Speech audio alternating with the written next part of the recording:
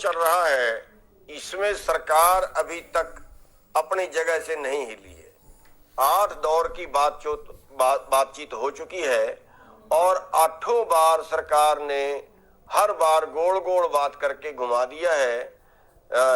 जो एमएसपी का कानून है उस पे सरकार देश को गुमराह कर रही है कि हम एमएसपी दे रहे हैं, लेकिन हम 2 बार सवाल कर चुके हैं। एक बार माननीय अमित शाह जी से और एक बार जो इनकी पूरी टीम 3 मंत्रियों की टीम आती है उससे, और दोनों बार में उन्होंने या जो एमएसपी है उस पे ये कहा है कि हम इस पे खरीद नहीं सकते, और टेलीविजन पे आके खबरों में आके वो बोलते हैं कि हम एमएसपी दे रहे हैं, एमएसपी नहीं तोड़ रहे हैं।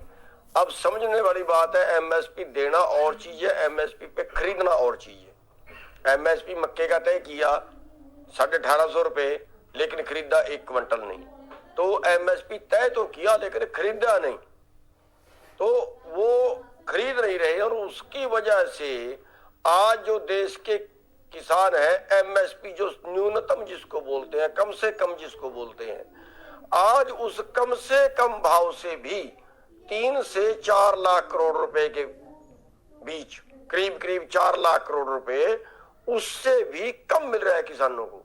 यानी अगर हमें न्यूनतम भाव भी मिले तो भी किसानों को पर साल करीब 4 लाख करोड़, यानी पिछले 15 साल में का जो आंकड़ा सामने आया है, पिछले 15 साल में करीब 45 लाख करोड़ रुपए का किसानों को नुकसान होगा।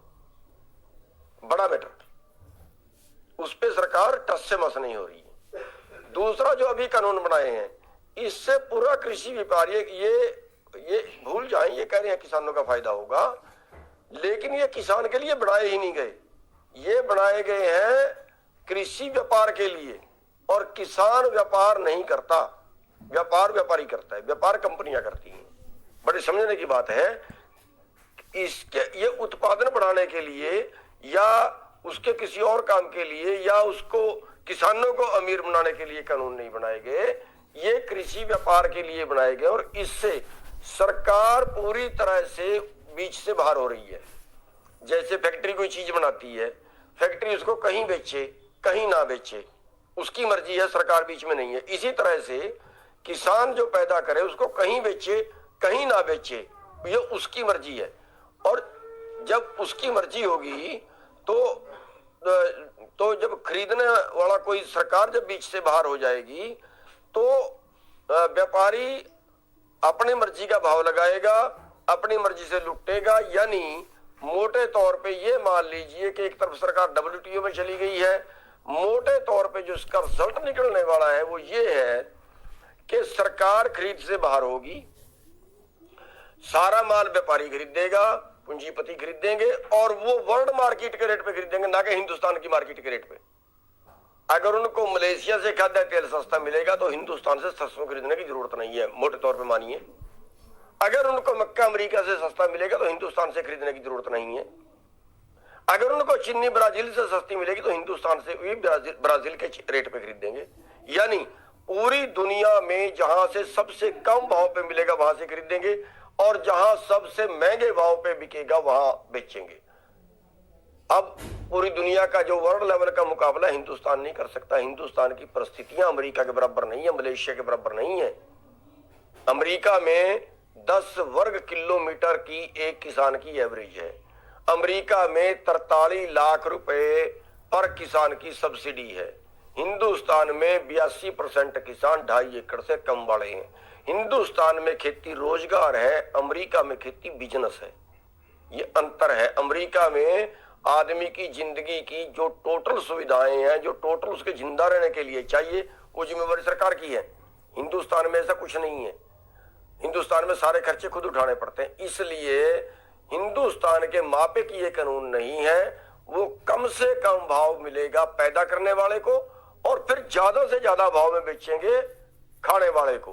पूरा देश चंद लोगों का ही ग्राहक होगा, और जब पूरे देश का पेट भरने का सामान चंद लोगों के पास होगा, फिर वो ब्लैक करें, किसी भाव में बेचे, क्योंकि खरीदने वाले को तो जरूर खरीदना ही पड़ेगा अगर जिंदा रहना है, वरना भूखा मरेगा। और इससे क्या होने वाला है ये अकेला किसान आंदोलन मत मानिए, ये उपभोक्ताओं का, खाने वालों का आंदोलन ज्यादा है।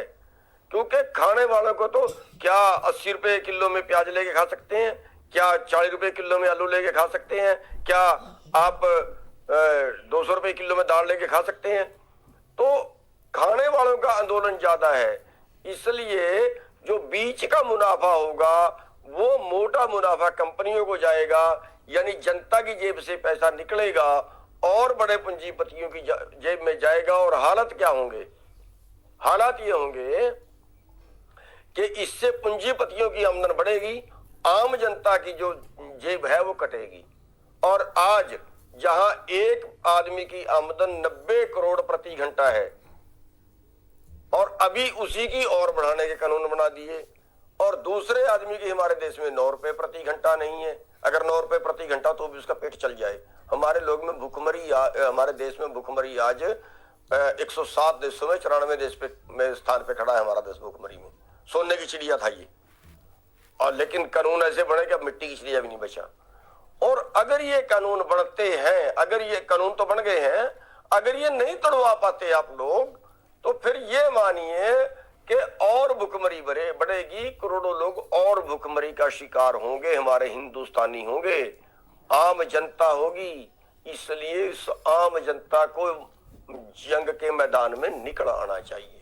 और अगर ऐसा ना हुआ, अगर ये कानून ना तोड़वा पाए, तो फिर ये मानिए आपकी जान, देश की जनता की जान अंबानी अडानी जैसे पूंजीपतियों के हाथ में होगी। कोई बचाने वाला कोई नहीं आएगा। ये आखिरी मौका है बचाने का। धन्यवाद।